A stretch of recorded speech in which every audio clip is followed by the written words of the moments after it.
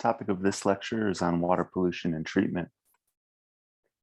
So today's agenda is to explain how human activity adversely impacts water quality, to describe ways to mitigate the impact of water scarcity and water pollution on human health and the environment. And then in another video, we're going to learn how to apply green infrastructure to mitigate the impact of stormwater runoff. And we're going to learn how to quantify stormwater peak flows using the rational method. So Earth's water resources are vast. However, they're mostly tied up in the oceans.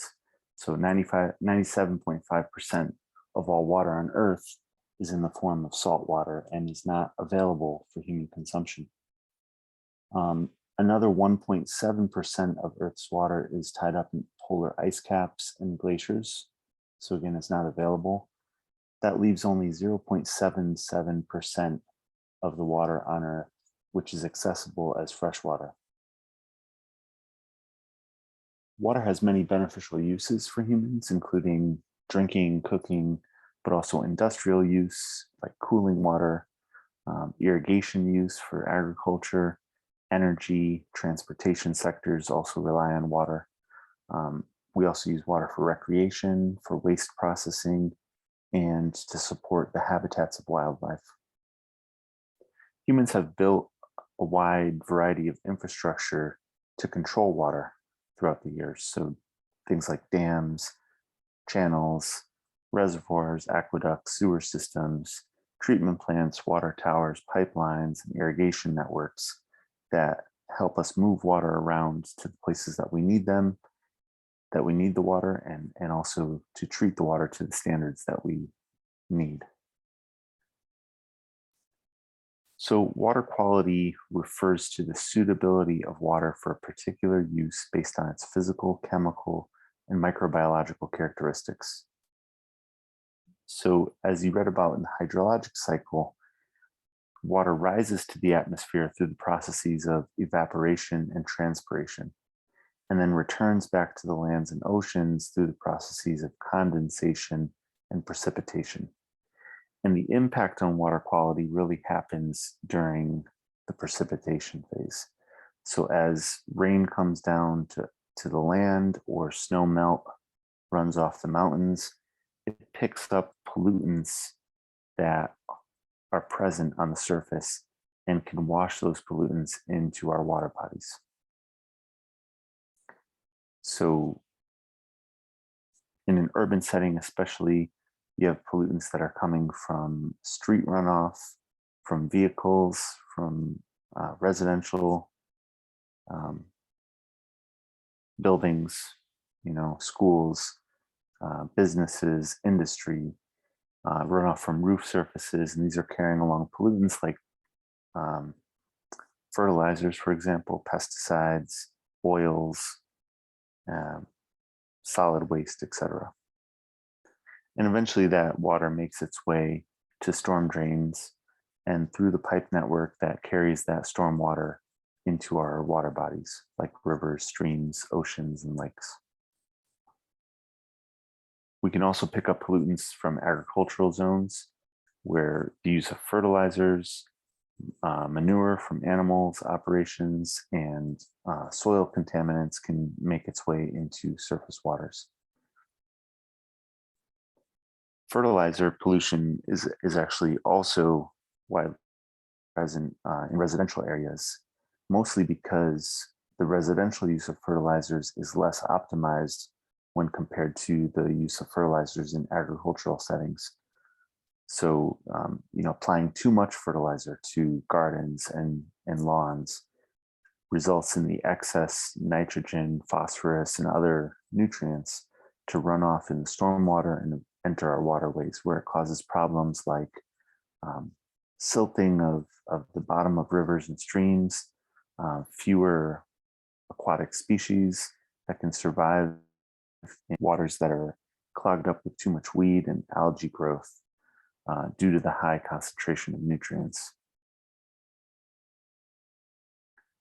So in summary, pollution from stormwater includes things like pesticides, nutrients, bacteria, chemicals. We can also find solid waste And sometimes when it rains, also the sanitary sewer systems overflow. And so we get sewage overflow entering waterways. Flooding is also a major problem for human health as well, and environmental health. It's only the most common natural disaster. It's also the natural disaster that kills the greatest number of people in the United States. Although urban development in coastal flood zones declined over the past few decades, development in inland flood zones has increased. And this is a problem because it exposes more people to potentially dangerous floods. So what are some of the causes of flooding? Well, first of all, when we change land use during urban development, this impacts flooding by removing vegetation, removing soil, and replacing those surfaces with paved surfaces and impervious surfaces like roofs and asphalt and concrete. Regrading the land surface also affects the way that water runs off land and the drainage patterns. In addition, the construction of storm sewer and drainage networks increases the speed with which stormwater can reach a drainage outlet, which causes the peak discharge from a storm event to increase. So not only peak discharge, but also the overall volume and the frequency of floods are increasing in the streams of many urbanizing watersheds in the United States and around the world. Floodwater also presents risks to human health because it may have high levels of sewage, animal waste, or other hazardous substances. And exposure to these contaminated floodwaters can cause stomach illnesses, intestinal problems, headaches, and other flu-like symptoms. Water quality is one of the concerns that is an environmental challenge. Scarcity is another challenge. Water scarcity refers to the lack of sufficiently available water resources that can meet the demands of water usage within a region. And if you can see the map shown here in this slide, every single continent in the world is affected by water scarcity. And so we have physical water scarcity where, things like what we face in arid regions, where there's physically not enough water for the amount of people that live in that region.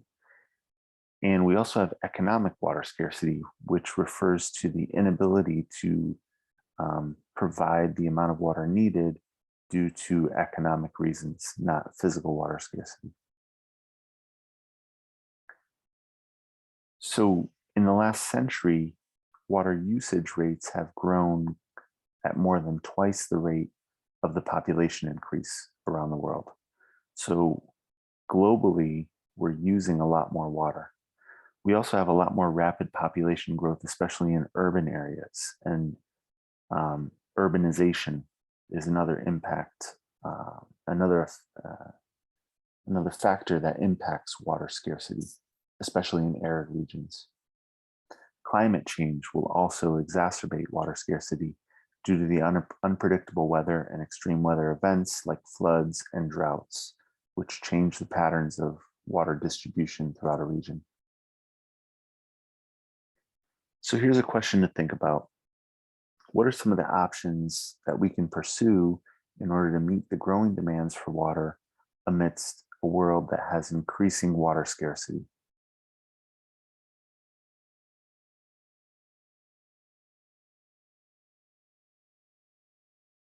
Take a minute and think about this question. What do you think are some of the solutions to this problem?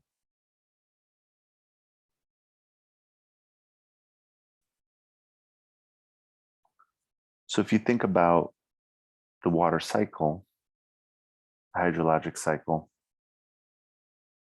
one of the things we can do to address water scarcity is we can try to capture more runoff. So if we have precipitation, especially in a coastal region, that's hitting the ground and it's running off of that surface and eventually makes its way into water bodies like the ocean, if we capture more of that runoff before it actually reaches the ocean, then that's more water that stays as fresh water rather than entering the ocean where it becomes salt water and is no longer accessible. Another solution is that we can gain better access to renewable groundwater. Right? So groundwater is another major source of fresh water in some regions. And so as long as we are sustainably drawing from groundwater aquifers, that can be a solution to water scarcity. We also have non-renewable groundwater sources which have recharge rates of centuries or more. So what that means is basically the water in that groundwater aquifer has built up its volume over the course of centuries. And if we extract that water in a short amount of time, then it doesn't have the capacity to recharge at the same rate with which we're extracting the water, leading to the decline in the groundwater level and the eventual depletion of the aquifer. Renewable groundwater sources, on the other hand, are replenished by the percolation of precipitation water, so that what we're taking out of the aquifer is also going back in. A third option for meeting growing demands for water amidst water scarcity is to improve our technologies to desalinate seawater, because we know that ocean water is the most abundant source of water on Earth. If we can find ways to economically remove the salts from ocean water, that can be another solution to this challenge. Number 4, we can conserve supplies by using less water, make food production more efficient, and meet the growing demands for water that way. And number 5, we can treat and reuse wastewater so that we don't have to rely on seawater, and we don't have to rely on non-renewable groundwater sources. Right, so there's 5 solutions that we can utilize in order to meet the challenge, find a solution to the challenge of water scarcity. A lot of people think sometimes, why don't we just desalinate more water? Why not use the ocean? Desalination plants are present now. There are large plants serving the needs in coastal cities like San Diego and other cities, but there's really still a challenge in terms of the cost and the sustainability of desalination. So 1,000 gallons of water produced from a desalination plant will cost consumers on average between $2.50 to $5. This is compared to conventional freshwater systems where the cost of 1,000 gallons of water is more along the lines of $2. So it costs a lot more in some cases, even more than twice as much for the same amount of water when we use desalination plants. And that's mainly due to the high amount of energy that has to go into pushing the water through the reverse osmosis membranes that are used in desalination plants. Or in other desalination plants, the high cost of energy needed to boil the water so that it removes the salt via evaporation and condensation.